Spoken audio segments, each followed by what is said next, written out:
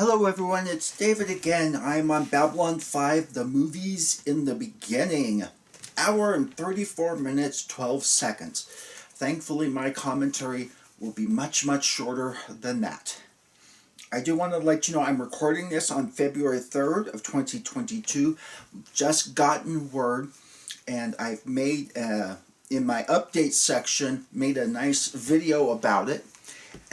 Babylon 5 has been moved to 2023 by Warner Brothers.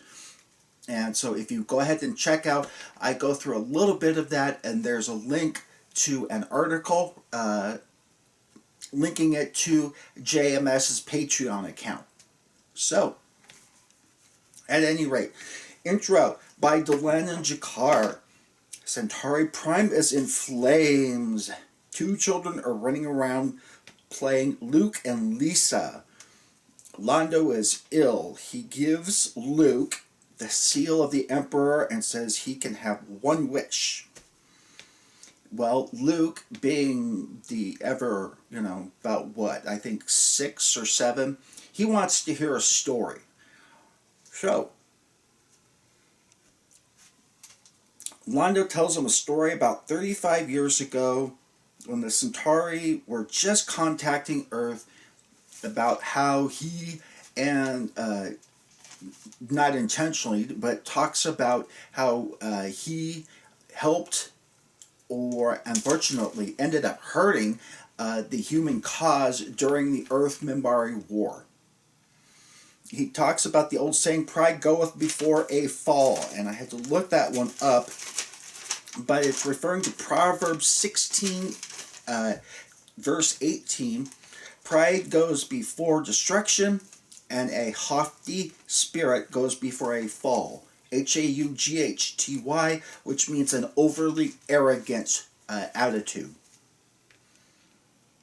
So, starts off also going in, Londo brings a cure for the president's flu and will get rid of her symptoms in 2 to 3 hours. Londo, if you were to bring that out right now, given the current pandemic, my goodness, you would be the world's first trillionaire, okay? Yeah, sprinkle it in her food a couple hours before she eats, and her symptoms will be gone in 2 to 3 hours. Wow, how timely was that topic? And they asked Londo, what do you know about a race called Minbari?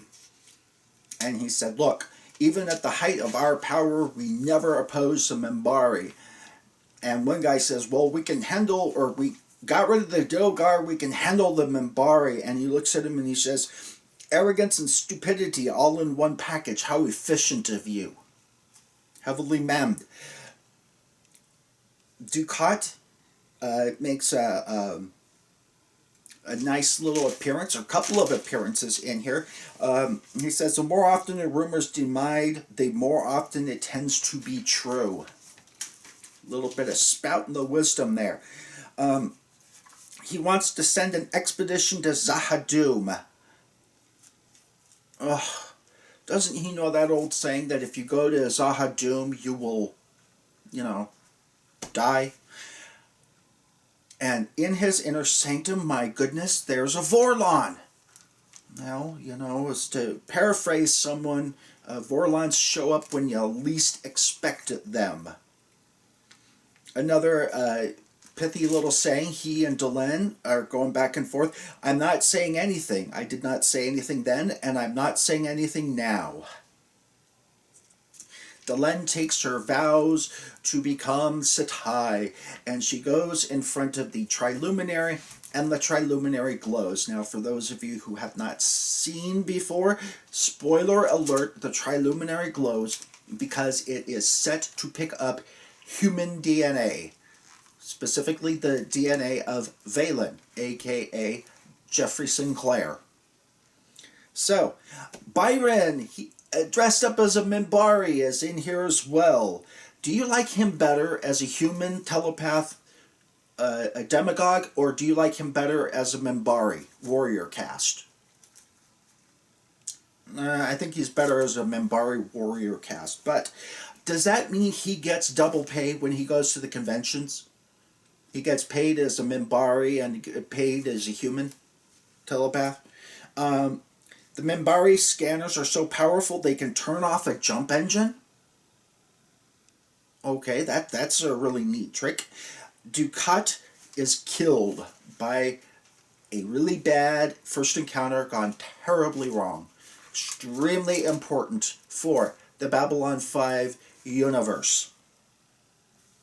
I asked, what about the Holdo maneuver? You know, Admiral Holdo of Star Wars fame, how she takes the ship. Was it the Radis, I think, that she takes and she slices it. It takes it, jumps to light speed and slices right through. I believe it's the Supremacy, that huge mega ship of the First Order.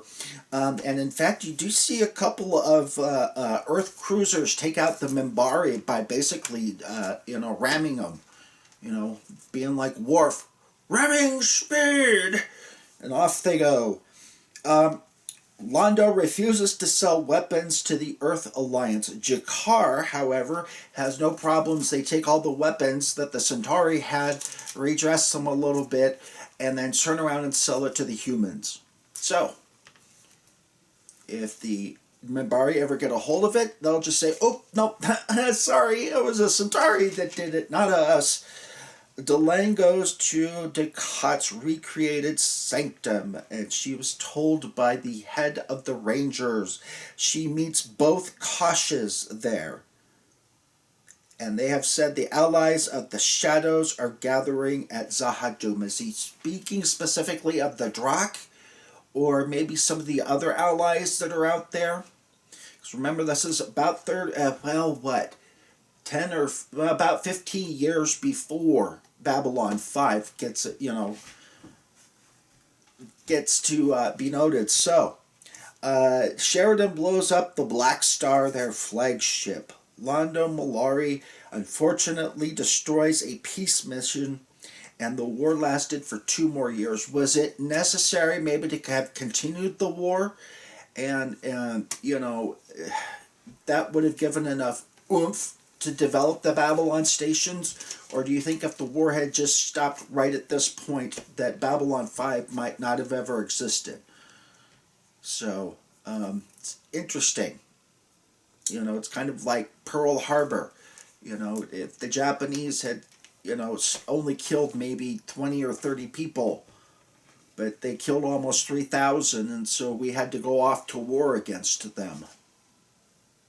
So, I wonder if the Minbari would have continued, if they wouldn't have figured things out. Would the Vorlons have stepped in to stop them?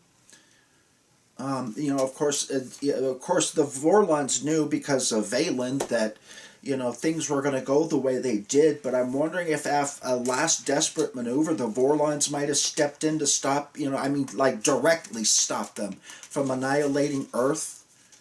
If they wouldn't have snapped to their senses. I always ask myself that question, and I don't know why. But, any of you here? Oh, of course, the truth points to itself. Another little pithy Vorlon saying, whenever there's a Vorlon, there's always good memes to be had. Sinclair's ship is disabled, and he is interrogated. They find out the human has the soul of Valen. And of course, as we all know, he doesn't have the soul of Valen. He is Valen. But, luckily, we are not all annihilated and killed off. Yay!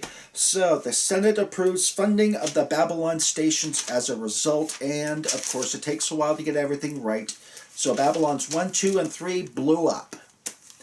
Was that I'm wondering if that was a shadow, if they successfully did that until they went to Babylon 4 or not.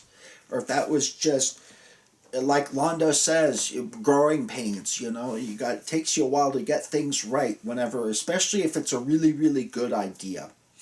At any rate, like, comment, subscribe, and share, and we will be waiting anxiously for another year for the Babylon 5 reboot to officially take shape. What shape it will be interesting, because rumor has it that Nexstar wants to buy out the CW from Warner Brothers. So, who knows what's going to happen in the next year? I will try and keep you updated. As always, like, comment, subscribe, and share. Especially subscribe, because I can get you the information a lot quicker than most other people.